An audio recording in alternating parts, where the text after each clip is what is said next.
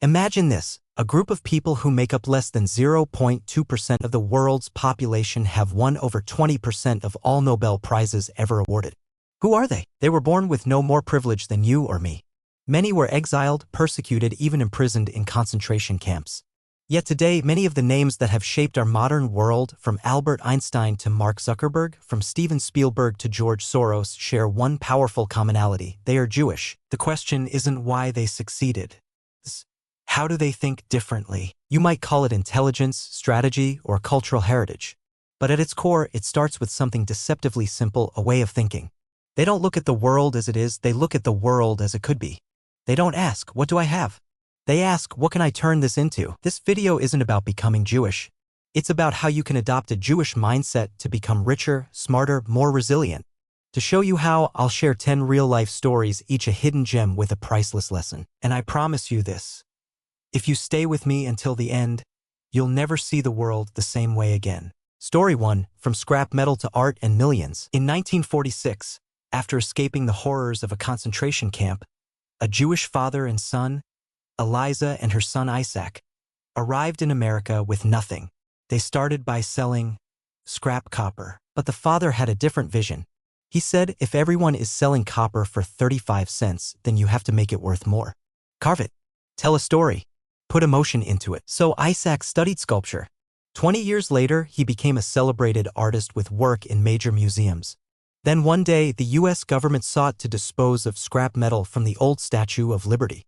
It was corroded brass, worthless to most, but Isaac saw treasure. He turned the metal into keychains, figurines, and commemorative badges, each infused with a story.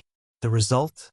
He transformed tons of trash into a fortune. Comments and analysis. Jewish thinking, don't sell things, sell meaning. Modern market, Apple doesn't sell phones, it sells experiences. Starbucks doesn't just serve coffee, it sells the feeling of comfort and identity. Your takeaway, whatever you're offering, does it tell a story? Does it spark emotion? Story 2, The Thief, the Girl, and the Power of Morality. A young Jewish woman called off her engagement after falling in love with someone else. She offered full financial compensation, but her ex-fiancé simply said, I wish you happiness. Sometime later, she was kidnapped. When the kidnapper heard her story of a man who valued principles over pride, he let her go. Comments and analysis. Intangible value. Ethics can't be measured in dollars, but they can change lives. In business, Warren Buffett once said, we look for 3 things when hiring: integrity, intelligence, and energy. Without integrity, the other 2 will kill you. Modern example, Patagonia, the outdoor clothing brand, refuses to expand if it harms the environment. And customers love them more for it. Story 3, Trash into Treasure, the emotional asset. Returning to Isaac's story, he didn't just sell products. He sold memories. A brass keychain might cost $1. But if it's made from the Statue of Liberty's original copper, handcrafted by a Holocaust survivor's family, and comes with a story, it's no longer a keychain. It's history. It's connection. Comments and analysis. Emotional marketing. In a famous experiment, researchers bought $1 trinkets on eBay, then asked writers to invent stories about each. The resale value? Over $8,000. Takeaway, you don't have to change your product. Just change the story. Story 4. The Art of Listening. Humane Leadership. Rebecca, a mid-level manager, couldn't understand why her team was unmotivated. The pay was good. The office was decent, but people were tired. Then she changed one thing. She listened. She held one-on-one conversations, asked about her team's struggles and aspirations. The workplace transformed. Employees became proactive, creative, and loyal. Comments and analysis. A Harvard research shows that employees who feel heard are 47% more productive. A Jewish idea of leadership. Not control, but understanding human nature. Starbucks CEO Howard Schultz once said, people don't stay for the job. They stay for the people who make them feel valued.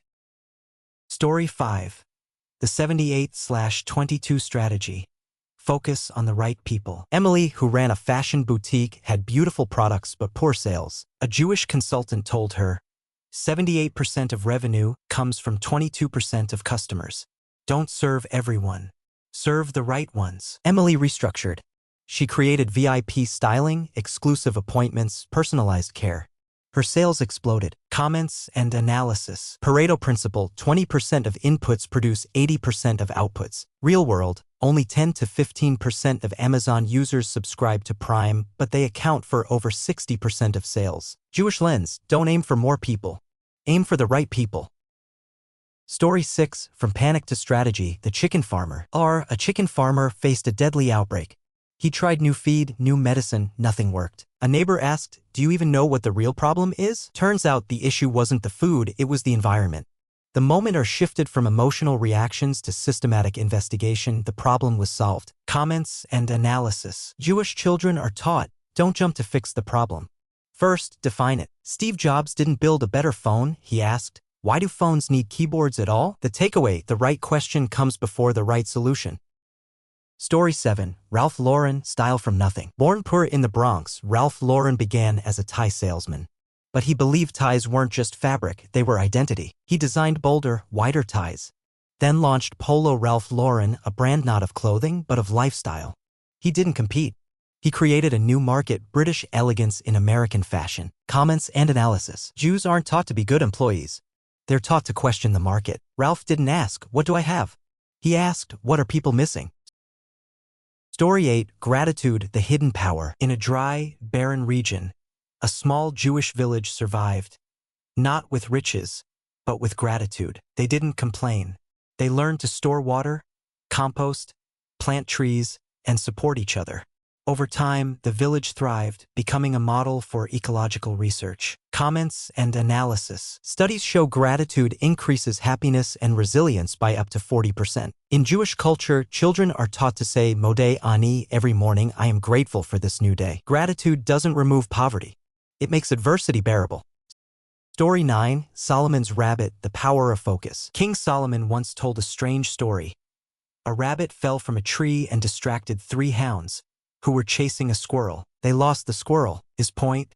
We often lose sight of our real goals when we chase distractions. Comments and analysis. A Jewish wisdom teaches, in a noisy world, focus is more precious than gold. Steve Jobs said, focus means saying no to 100 good ideas. One clear goal beats 100 vague opportunities. Story 10, Jacob the Baker, Adaptability Wins. Jacob ran a small bakery. Inflation hit. Ingredients soared. Other bakeries closed. Jacob didn't. He adapted, streamlined his menu, made his own yeast, trained staff more efficiently, studied customer behavior obsessively. He discovered that 80% of sales happened in 2 daily time windows. So he reduced hours, optimized costs, and kept profits steady. Comments and analysis. A Jewish philosophy. Management isn't rigid. It's the art of adjusting. Jacob didn't win by luck, but by relentless optimization. Listen not only to your team, but to the market. Final thoughts. You've just explored 10 powerful stories of Jewish thinking, not to memorize, but to inspire transformation. Their success isn't about genes.